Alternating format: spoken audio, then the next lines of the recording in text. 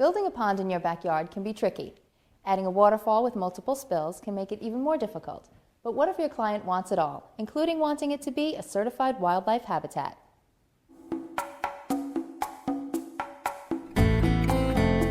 This is one of my favorite pond projects. It's a pond that we did in Dix Hills, a fairly large project. I met this client. They found us on the internet, and I spoke to the client.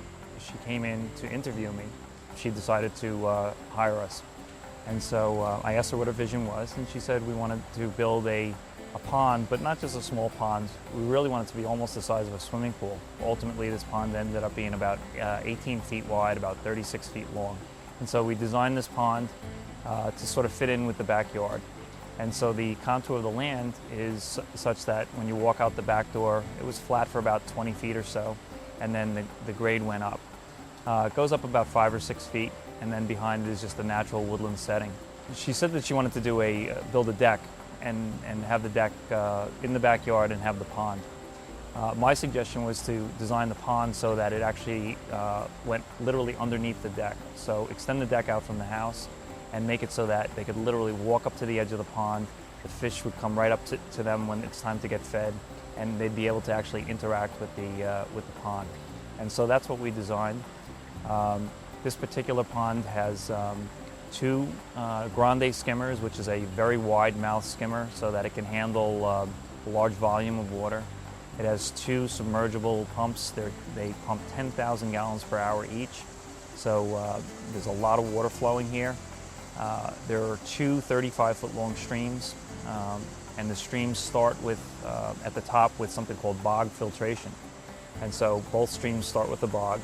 The water then travels down the stream, 35 feet long. They're about, they range in width from about 2 feet to maybe 4 feet wide, so the water speeds up through the narrow areas, it slows down in the wider areas. We have a couple spills here and there. One stream ends at a large waterfall in the center of the pond, and that's where some of the magic happens. We have a waterfall that we've designed, and we've created a way of making water actually change direction when it hits the waterfall. So it comes in, rushes into the waterfall, and then immediately spreads out. And if you look closely, you'll see large flat rocks that have spills that not only go forward on the rock, but off to the side. The other stream that we have simply meanders down the hill. There's a couple of spills, and then there's a beautiful ironwood bench with white railings that crosses over that stream. And that one returns to the pond as well. There are a number of large koi in the pond, and the client was concerned about predators because they live in a wooded area. And so we've done two things to reduce the possibility of predators getting in and killing the fish. One is that we've created actual caves at the lowest part of the pond so that the fish can actually swim underneath. So if there is a predator, they tend to all congregate together and get in that cave. But a more interesting or low-tech approach to it is the scarecrows.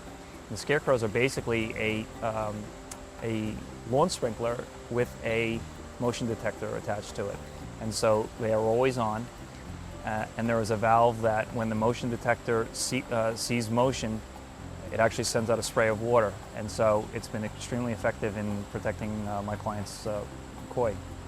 One of the fun things about this project was that we got an opportunity to landscape it as well. Our first phase was building the pond. Once we gained their confidence with building the pond, they then moved on to the deck.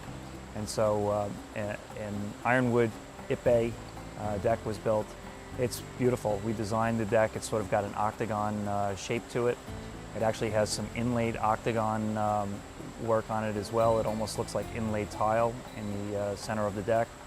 And the deck overhangs the pond just as we planned, and really is a beautiful addition to the backyard. The next aspect of this job was the landscaping. One of the things that our client said was that they had gone online and found something from the National Wildlife Federation where they could actually certify their backyard as a wildlife habitat. And you're supposed to provide food, water, shelter, and a place to raise young for wildlife. They have bird houses and bird feeders all over the property. They love their koi. They've had turtles in their pond. Basically, any wildlife that is around is welcome in their backyard. And so they actually have, from the National Wildlife Federation, a certificate that certifies that this is a wildlife backyard habitat. We helped by doing the landscaping, but mainly we wanted to give a very natural look and feel to the backyard, and we're real pleased with the results of this project.